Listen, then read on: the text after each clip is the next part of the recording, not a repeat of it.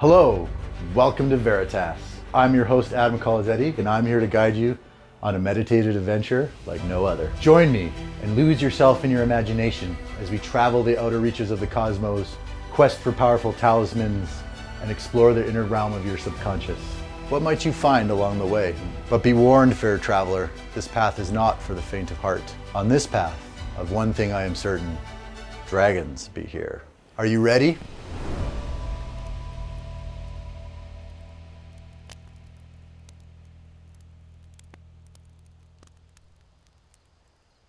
So how we're going to begin is you're going to sit comfortably, however that means to you.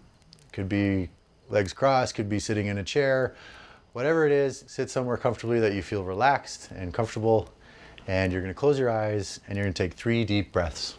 Deep breath in, count to 4. Deep breath out, count to 4. And each time you exhale, you're going to try and relax your body a little bit further. So you're going to inhale, pause, exhale. Pause. So as you're doing this and you're relaxing, it's in those pauses between breaths where we're going to go. That is where your creativity meets your imagination, meets your subconscious. So let's see what awaits you in the spaces between breaths. Breathe. Remember your breath. Right now it is calm and deep. It is what it needs to be to access memory, to imagine another world. Breathe deeply and let go of your reality. Exhale slowly and purposefully, and like a key turning a lock, slip beneath the surface of another world. Your soul is light as you stride purposefully across the ice to the gleaming entrance. Rainbows of light reflect here so spectacularly that you have to shield your eyes. Idly, you wonder if there is a pot of gold at the end of this rainbow. There are 3 steps leading up to a door which is much larger than you originally thought. It is framed by a crystal archway with crystal dragons etched along the frame. The detail is exquisite. Inside, the floor is as smooth as ice, but here everything is reflected white with refracted color, making a forest of rainbows that irradiates every surface. You notice the effect can be felt within as well. The refracted light seems to pierce your body, nay, your soul, and every emotion within you feels pure without judgment or expectation. It is so freeing. The room you find yourself in is large and empty. Those walls angle slightly towards the apex of the pyramid high above you. A walk around the perimeter reveals no door or windows, nor any other type of feature. Even the entrance has somehow vanished as you come back around, which is somewhat concerning. Clearly, there is something you must do. Glancing up and slowly turning in a circle reveals more of the same. There is nothing but smooth crystal and refractive light. Despite this, you can't explain it, but the room feels full. Like if you just reached out, you could touch something just beyond your grasp. Hello! You shout out, cupping your hands to your mouth. Nothing, no echo, just silence. Out of options, you simply sit in the middle of the floor. You need to think. You close your eyes and just breathe, deliberately slowing your breath until your inhales and exhales are elongated and equal. Within you, your emotions call to you, so wonderfully crisp and clear in this place. Contentment and happiness bubble to the surface and you reach for it. Immediately a memory comes to mind, this one of your childhood. A time of freedom and unrestrained wonder. You can't help but smile. And as you exhale, lost in your memory, the strangest thing happens. Unbeknownst to you, your breath bends the refractive light to reveal the exact scene from your memory. Although you sit with your eyes closed, the scene plays out in front of you exactly as you pictured it. Slowly you let your eyes open and somehow are not surprised to see the room filled with your memory. The details are so perfect, you are content to just watch. But all good things must come to an end. And when you are ready, you turn inward once more. The river of emotions inside of you moves and intertwines in an ever-changing landscape. This time, you select a new emotion, something that reminds you of something in your life right now, and you reach for it. Similarly, the scene plays out in your mind, and as you exhale, the light bends again, and this time a new scene forms. You open your eyes and watch the details form. details that you didn't even know you knew. The fascinating thing is that watching it like this, you are removed from bias, and therefore this new perspective offers you an opportunity to truly see. What details are exactly as you remember? What details shift? Your mind buzzes with this new perspective. What implications might this have for future choices? This path of thinking takes you within once more, and this time you search for the emotion you hope to have in the future. For something you've been missing, perhaps. This time, you grab hold and a new scene plays out. This one of a future that has not happened yet, at least in this world. Open your eyes. What do you see?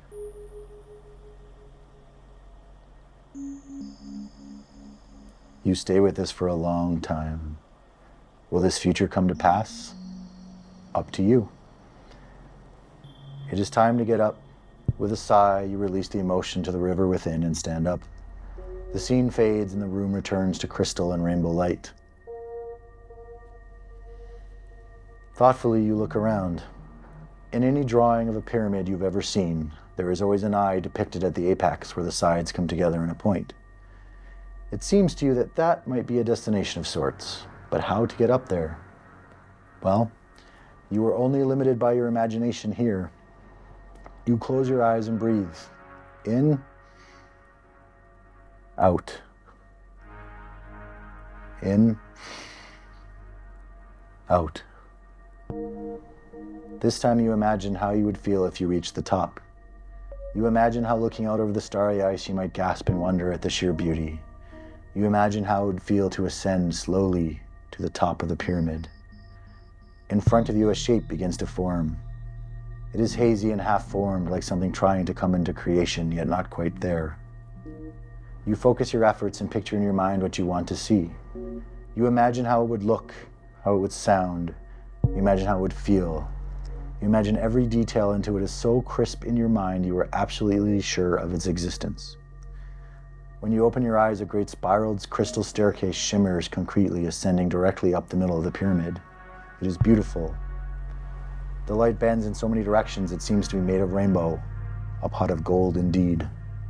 Smiling, you step forward until you are standing directly in front of the first step. You take a moment to reinforce the image in your mind's eye. You must truly believe in its existence. Then you take your first step. It is solid, and there is a slight ring as your foot impacts the step. The second step is the same, and so on and so forth. Each step rings faintly, leaving a symphony of sound as you ascend. Up and up and up you climb, conducting a harmonious melody of sound and light. Your heart pounds from the climb, but you stay focused until at last you reach the top. The very top of the pyramid is open, like someone had sliced off the very tip, leaving a square opening to climb through. And it is here that you ascend outside the pyramid. The universe is laid bare in all its glory. So vast and beautiful, it is truly wondrous. From here it is difficult to tell where the sky ends and the ice begins, as it flows together so beautifully, so naturally. It is far more wondrous than you had even imagined it. The emotions far more intense. The starry sky must trigger something within you as a new shape begins to form as you breathe. Great wings and a great tail form, and the shape of a great dragon forms in front of you. It is a rainbow of color that moves and flows like refractive light and hovers in front of you, its wings flapping gently. Slowly it lifts its head and looks right at you. Its eyes are wise and bright, and as you gaze within them, you see the future you imagined earlier, and you are lost once again in that dream. But then they cloud over with storm clouds and lightning. With a breath, you imagine a moving platform, and one materializes beneath your feet as the dragon fades away. You step onto it, and it transports you gently from the tip of the pyramid down again to the ice, where you find yourself standing on a starry sky. The stars of the universe glow brightly above you and reflect below you. You know now that you simply need to imagine a portal to return home, but you're not quite ready. Then the strangest thing, a group of stars blend together, and just for a moment you swear you see the shape of a great ship with sails of light gliding across the stars.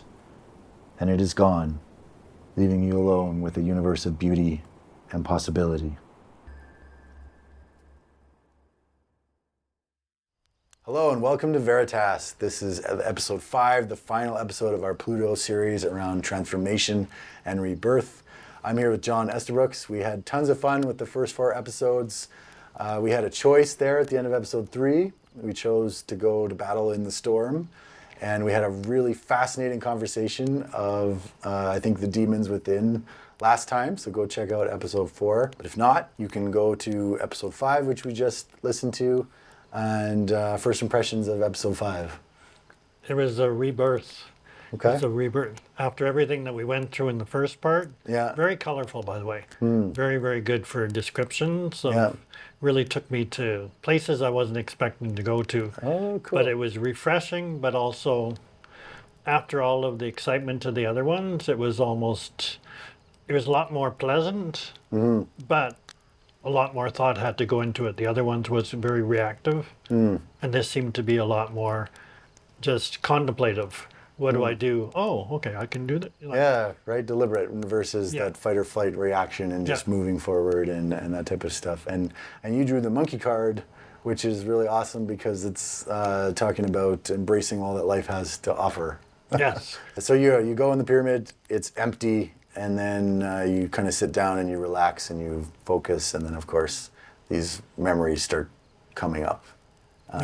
Any particular, the first one was about childhood. The childhood was jumping into a lake in Montreal. Okay. So it was just the excitement, the fun, the nice weather, but also I thought about it afterwards. It was also started to thunderstorm afterwards. So it was an interesting memory to come in. Yeah, it's like because if I would have stayed in that one, yeah, I would have found the storm again. I love it. I love how your brain kind of pulls those pictures. So like a happy, and I can almost picture like the water splashing as you hit the water, right? Very cool. And of course we moved to present day, right? Yeah. Anything in particular come up there for you? Present day was more just being at the gym. Gotcha. I'm rather boring, but more it's just going place, to the gym. Yeah. Right? Yeah. It's going and okay, what am I going to do today? And again, leaving very happy. Awesome. Are you going to the gym today? No. No. Oh, No. Now you gotta go. No. Happy place, not today. Yeah. Okay. Cool. And then, of course, that leads you down a path of thinking about the future and something that hasn't happened yet, maybe from a new perspective. Anything interesting come up there? That was me on top of a mountain. Okay. So I saw myself over by Yamnuska somewhere. So I know it's just that whole thing about, have you ever done any mountain running? No. It's just, once you start, you're sort of in for it. Okay. So that sort of reminds me too of the journey we've done so far with all these episodes. Sure. The peaceful and sense of accomplishment at the top. Yes, but not knowing what you're going to have. Right. Getting there. Because I've been at the top of a mountain, but I've also ran for 4 hours in the pouring rain before I got to the top. Right. So. Okay. And it's in itself a spiritual experience. Yes. No doubt, right? Oh, yes. And, in the previous 4 episodes, we've kind of been through a lot. There's been a lot of running. There's been, you nearly died, and then you fought, and then you realized it was yourself. And so there's just a lot. Yes. Right? And then finally having the clarity and presence to be able to imagine something so crisply that you're able to form a staircase and ascend. What'd you think of the dragon at the end? I found it was, sorry. I'm dead here for a second. Okay. It's like, it just opened my eyes to I'm going to contemplate this whole series again. Okay. To put it more personally, because a lot of things really did pop up that just keep coming back and forth. Just even the tattoo coming alive at one point that we talked about earlier, that I know that there was something about a tattoo or whatever. Right. And then the dragon was kind of moving. Yes. Right? So, there's a lot of intertwining things, but I also know that each one has the symbolism specific to myself, plus also a symbolism to everybody, because everybody thinks generally what a dragon would be representing. Sure. But each person also has their own opinion of what that dragon would be for them. Okay. Cool. Yeah, I like it, because you look in the dragon's eyes and you kind of see the future, right? Yeah. So there's a bit of maybe a message there of, what's coming or what's needed or something along those lines. Right? And then, of course, we sail down to the end, but a bit of a hint at the end there, right? There's a ship in the sky. Yeah. Or, And I love ships, so yeah, you know that. yeah, So that's I'm all right. like, That's right. okay, I'm in for the next one. Yeah. Where's the journey going? Cool. And if you are watching, there is a ship coming. So, but we'll get there eventually. So, any last thoughts or comments as you kind of gone through this whole arc? I find it just really refreshing how visual you were. Because, I mean, some of the stuff I would have pictured it less. I wouldn't have seen so much around me. I would have been more focused because I'm more, even when you're doing the fighting with yourself, I would have been focused just on that one thing, not the whole picture of it, because I'm more, I guess, serious. Okay. Serious-minded, I don't have the time to look around when Gotcha. I'm in that sense. Yeah. But realistically, I mean, it was beautiful because I was able to see around, sort of, because I saw more stuff through your eyes, it let me see more stuff from my own reflection. Okay. Cool. Yeah, reflection is definitely a theme of this type, and looking in the mirror and all that type of stuff. So thank you for thinking so thoughtfully and going so deep with me on this journey. And, It was incredible. Thank you. Incredible. And hopefully, if somebody watches, they can glean some gems from your insights and our comments here. And Or just enjoy the show like I did. yeah, just enjoy the show. Listen to it before you go to bed or whatever, and enjoy the craziness. So thank you very much. That brings us to the end of our Pluto arc, and we'll see you in the next one. Join me each week as a new chapter unfolds. What worlds will we explore next? What gods and monsters will we find? What part of yourself will awaken? Only one way to find out.